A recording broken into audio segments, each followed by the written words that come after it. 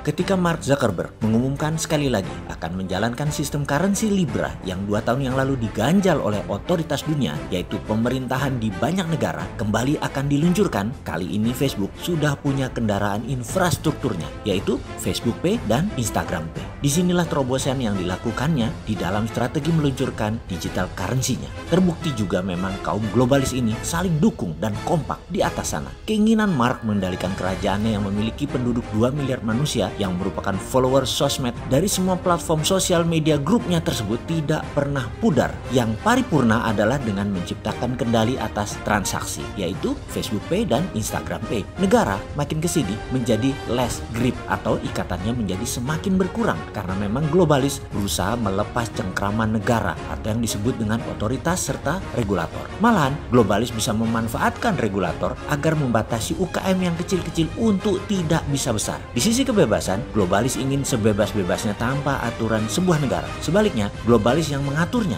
Di sisi lain juga, globalis pakai pemerintah sebuah negara untuk mengatur kompetitornya. Semua didesain dengan sempurna. Salahkah globalis demikian? Ya tidak, karena itu sifat dasar manusia yang rakus yang ingin selamanya memperoleh keistimewaan di tampuk pengendalian. Ya begini, kalau bisa last forever, abadi selamanya. Karena itu kita mengatakan old system doesn't work karena dikendalikan globalis. Sistem hanya work untuk globalis yang hanya 0,03% populasi tapi mengendalikan 70% manusia yang mereka itu disebut kelompok controller atau sang pengendali dengan filosofi globalisnya. Dan 3% populasi manusia ternyata memegang kekayaan 90% yang disebut kelompok the have. Sungguh musuh umat manusia itu ada 3. 1 kemiskinan, 2 kebodohan, dan ketiga globalis yang ingin semua orang selalu bodoh dan miskin. Jadi kebodohan itu by system. Pemiskinan itu by system, dirancang dalam jangka panjang oleh globalis atau mereka yang menciptakan keuntungan sebesar-besarnya untuk kelompoknya.